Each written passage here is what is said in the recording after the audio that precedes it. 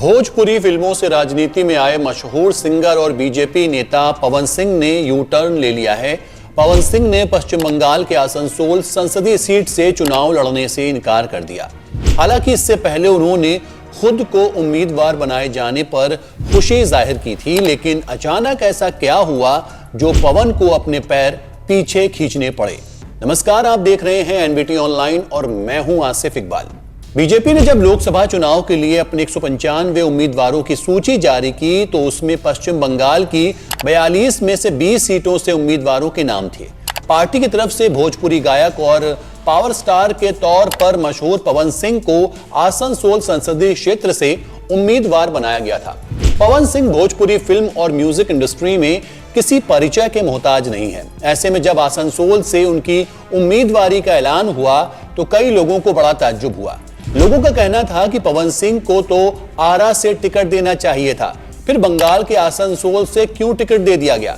हालांकि आसनसोल में बिहार से जाकर बसने और भोजपुरी बोलने वाले लोगों की तादाद भी अच्छी खासी है। खैर, पवन सिंह जैसे स्टार की लोकप्रियता ऐसी है कि वो अपने मूल राज्य के साथ ही उन राज्यों में भी अच्छी पैठ रखते हैं जहां भोजपुरी को सुनने और बोलने वाले लोग मौजूद हैं। भोजपुरी के दबदबे को इस बात से समझा जा सकता है कि मनोज तिवारी जैसे भोजपुरी गायक और अभिनेता न सिर्फ दिल्ली से लोकसभा का चुनाव जीतते हैं बल्कि दिल्ली में प्रदेश बीजेपी अध्यक्ष की जिम्मेदारी भी संभालते हैं।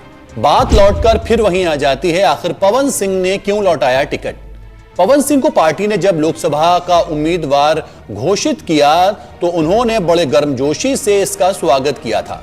पवन सिंह ने ट्वीट में लिखा था, शीर्ष नेतृत्व को दिल से धन्यवाद। इसके साथ ही उन्होंने एक पोस्टर भी ट्वीट किया जिसमें लिखा था कि मुझे लोकसभा क्षेत्र आसनसोल यानी कि पश्चिम बंगाल से उम्मीदवार बनाए जाने के लिए भारतीय जनता पार्टी के सभी महानुभावों का वंदन चंदन व अभिनंदन करते हैं। इस पोस्ट को अभी 24 घंटे भी नहीं बीते थे कि तस्वीर पूरी तरह से बदल गई। पवन सिंह ने आसनसोल से चुनाव लड़ने से इनकार कर दिया। इस बात की जानकारी भी उन्होंने एक्स पर पोस्ट के जरिए दी। अपनी दूसरी पोस्ट में पवन सिंह ने जेपी नड्डा को टैग करते हुए लिखा कि भारतीय जनता पार्टी के शीर्ष नेतृत्व को दिल से आभार प्रकट करता हूं। पार्टी ने मुझ पर विश्वास करके आसनसोल का उम्मीदवार घोषित किया, लेकिन किसी कारणवश मैं आसनसोल से चुनाव नहीं लड़ पाऊंगा। आखिर 24 घंटे से भी कम समय में ऐसा क्या हो गया कि पवन सिंह ने चुनाव नहीं लड़ने का फैसला किया। पवन सिंह की उम्मीदवारी वापस लिए जाने को लेकर अभी तक पार्टी की तरफ से कोई आधिकारिक टिप्पणी नहीं की गई है। हालांकि साफ तौर पर इसके पीछे पश्चिम बंगाल में उनकी उम्मीदवारी को लेकर हुआ विवाद वजह माना जा रहा है। ममता बनर्जी की पार्टी टीएमसी ने पवन सिंह के जरिए बीजेपी पर महिला विरोधी होने का आरोप लगाया है। पवन सिंह के खिलाफ अपनी पत्नी के साथ लंबे समय से विवाद रहा है। इतना ही नहीं, एक मशहूर भोजपुरी अभिनेत्री के साथ उनके दुर्व्यवहार की खबरें भी मीडिया में खूब चर्चित हुई थी। बंगाल में पवन सिंह के महिला विरोधी अश्लील गानों को लेकर भी विरोध हो रहा था। भोजपुरी में पवन सिंह ने बंगाली महिलाओं को लेकर कुछ गीत और एल्बम बनाए हैं।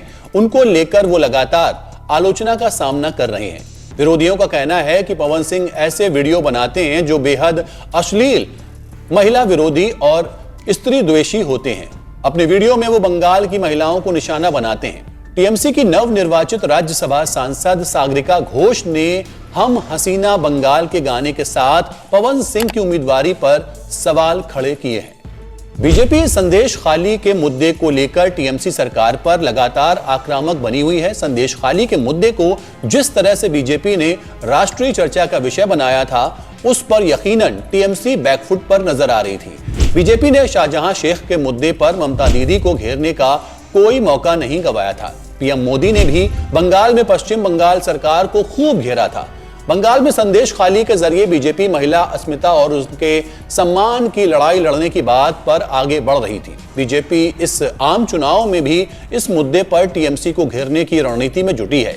ऐसे में पवन सिंह की उम्मीदवारी के बाद महिला अस्मिता और सम्मान का मुद्दा उठाने पर उसे यकीनन नुकसान हो सकता था। ऐसे में विवाद बढ़ना पार्टी के हित में नहीं था। इसका असर बंगाल के साथ ही बिहार के सीमावर्ती राज्यों में देखने को मिल सकता है। लोकसभा चुनाव के लिए बीजेपी ने 195 उम्मीदवारों की पहली लिस्ट जारी की थी। इसमें पीएम मोदी, गृह मंत्री अमित शाह, रक्षा मंत्री राजनाथ सिंह समेत कई बड़े नाम शामिल थे। बीजेपी ने इस बार की उम्मीदवारी की लिस्ट में 4 भोजपुरी अभिनेताओं पर दांव लगाया था।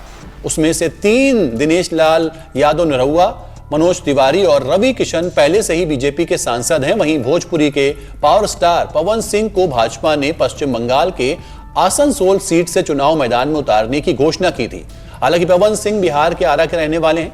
बीजेपी ने उन्हें पश्चिम बंगाल के आसनसोल सीट से टिकट दिया था।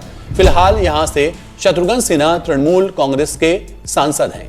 अब वजह तो साफ नहीं कि पवन सिंह ने टिकट क्यों वापस लौटाया, लेकिन कई तरह के कयास लगाए जा रहे हैं जिसकी वजह से उन्हें अपनी उम्मीदवारी छोड़नी पड़ी। देखते रहिए एनबीटी ऑनलाइन।